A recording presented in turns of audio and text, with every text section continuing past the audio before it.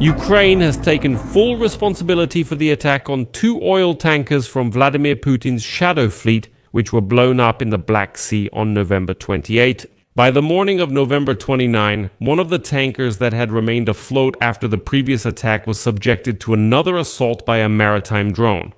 The Security Service of Ukraine has released a video of the operation attacking Russia's illegal oil tankers. In Kyiv, they insist that Ukraine is thus imposing its own financial sanctions against Putin's Moscow regime. Meanwhile, the Kremlin has already labeled such attacks as terrorist acts, immediately promising to intensify strikes on peaceful Ukrainian cities.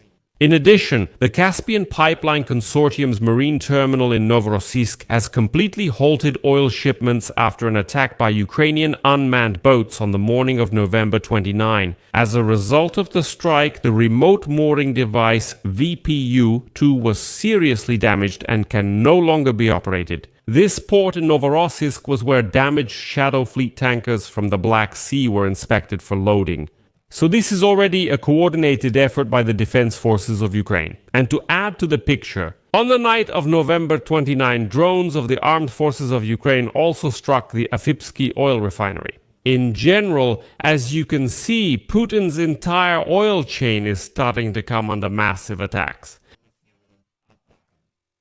My name is Afipsky. Let's discuss this topic together, but before we start, I ask you to subscribe to this channel, like the video, leave any comment under this episode, and subscribe to my Telegram channel, Peachy News. The link to it is in the description of this video.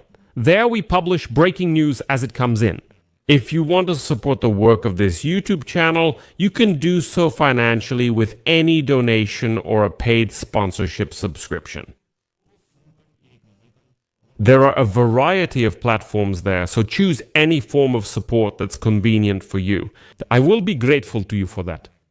So Ukraine has taken responsibility for the attacks on oil tankers in the Black Sea after explosions occurred on 2 vessels on Friday and Saturday.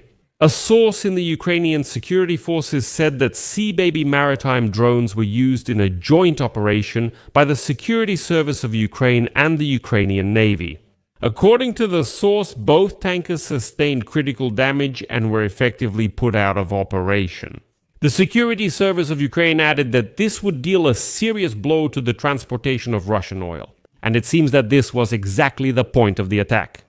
Moreover, the tanker Verat of Russia's Shadow Fleet, which caught fire yesterday, November 28, after explosions near the Bosphorus, was attacked again this morning. And next, I'll quote the Turkish Ministry of Transport.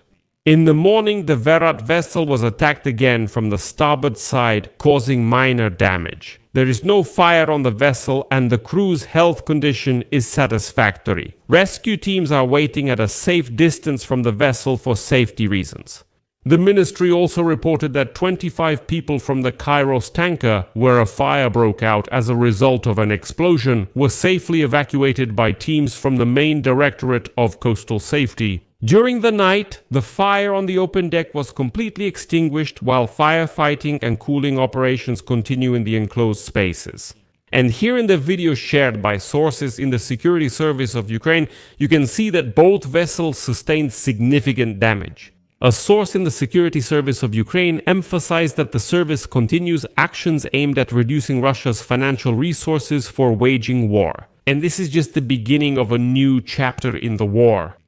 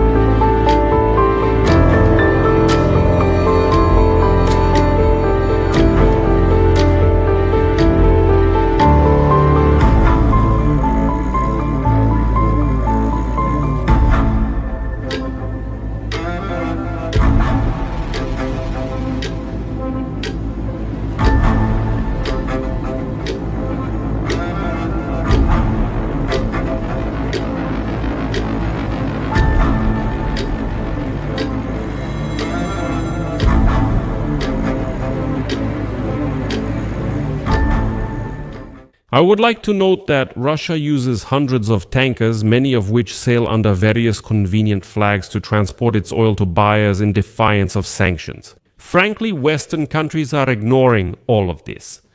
For example, both tankers that were attacked in the Black Sea did not have the necessary documents to pass through the Bosphorus at all. After all, the authorities of Gambia, under whose flag they were sailing, had revoked their license the day before. And this means that the vessel officially did not belong to any country in the world, and no one bears any responsibility for it.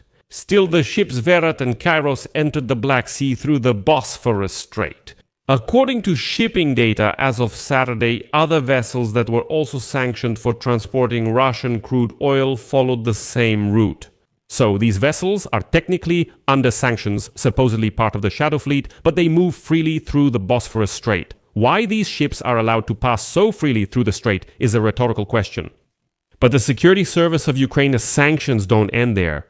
Both attack tankers were heading to the Black Sea, to Novorossiysk, to load oil.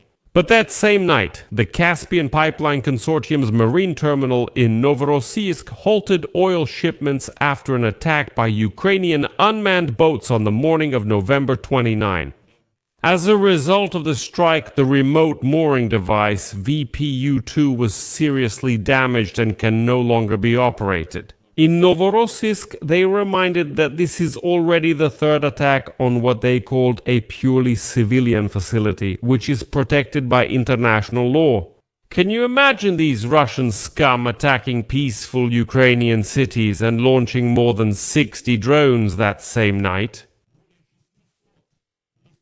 I emphasize, against peaceful cities of Ukraine, destroying residential buildings and hospitals in peaceful Ukrainian cities. These Russian monsters dare to open their mouths to tell us something about international law, and about the fact that apparently the terminal in Novorossiysk is supposedly a purely civilian facility.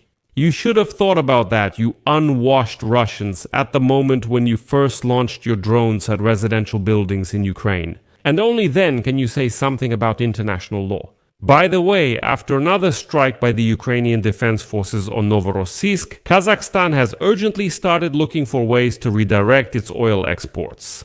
The thing is, right now, Kazakh oil is exported specifically through Novorossiysk, but they should have been looking for an alternative a long time ago. Because the terminal in Novorossiysk is a tool for filling the military budget of dictator Putin, and it must be completely destroyed. It can be completely destroyed. And to complete the picture, drones. On the night of November 29, the armed forces of Ukraine struck the Afipsky oil refinery in the Krasnodar region. After the attack, a fire broke out on the premises, covering an area of about 250 square meters. Overall, since the beginning of Russia's full-scale invasion of Ukraine, the Afipsky oil refinery has repeatedly come under attack by Ukrainian drones. The plant was already attacked at the end of September, before that on August 7 and 28, after which the enterprise had to stop processing at one of the units. And here's an interesting point.